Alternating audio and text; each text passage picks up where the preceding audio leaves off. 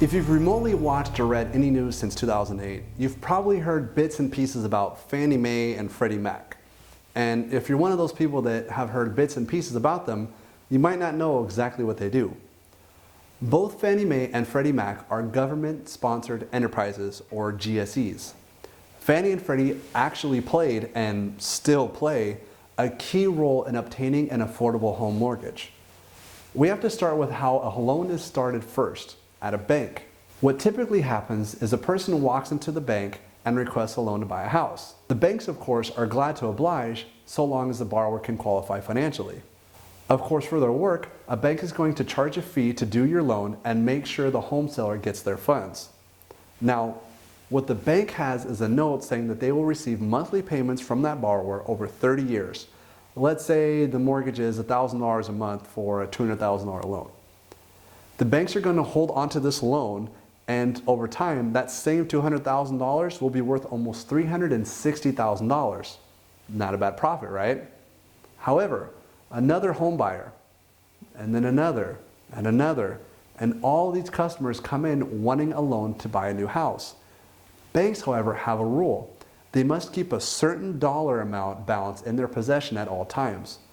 If this bank has $10 million and they continuously give away $200,000 loans to perfectly qualified buyers at a rate of 1 loan a day, they will have 0 loans after 50 days, not even 2 months. But these banks want your business. Not only can they make a large percentage on the home loan, they can make fees each time they do one for their work. So how do they keep business flowing? This is exactly where Fannie and Freddie come in. To simplify all the details, the bank sells the $200,000 note to Fannie and Freddie. These two huge government-sponsored entities don't necessarily care about keeping that particular dollar amount balance, like the bank does. They live perfectly comfortable lives with $1,000 payments over time. Fannie and Freddie pays for the $200,000 note, and the bank gets to keep all the fees from setting up the loan. Fannie and Freddie get to keep all the $1,000 monthly incomes, but the bank gets more money to give to new customers, and new customers are able to find and buy homes. Fannie and Freddie's main goal was to keep that dollar balance in check with banks so they could continue to give loans to buyers. Could you imagine walking into a bank to get a home loan and they basically said no because they couldn't afford it? What if every bank said that? What would happen to the housing market? The circle of money has been going on for decades. However, there was a problem that happened recently. Fannie and Freddie got lazy. Again, to simplify the problem, since banks sell these loans to Fannie and Freddie, guess who makes the rules on who is a qualified borrower? That's right, Fannie and Freddie. And what happened during the 2000s was that Fannie and Freddie kept bending their rules about who was qualified. Before, you needed good credit. During 2000s, not that big a deal.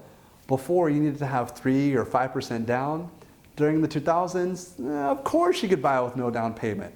Before, you needed to have a stable job and an income, and during that time frame, you could just say you made whatever you wanted and they wouldn't even look twice. Therefore, these two giant companies that were expecting millions of people to pay on their mortgages got a really rude awakening when people just stopped paying. Now that $200,000 note that it would have been worth $1,000 a month over 30 years was worth 0. And so was the next one, and the next one, and millions of others. Now at this moment, some government officials want to completely dismantle Fannie and Freddie. The National Association of Realtors, along with other government officials, are saying, no, that's doing too much. Let's just fix things. And this is what's causing people to look at Fannie and Freddie more closely nowadays. How did the two government-sponsored entities worth over $4 trillion in assets mess up so badly? So what's the future for Fannie and Freddie? Nobody really knows yet.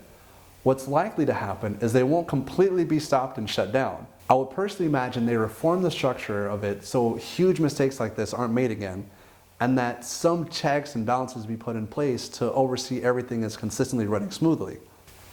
Whatever the outcome, it's going to have an effect on you if you're trying to buy or refinance your home. Now that's good to know.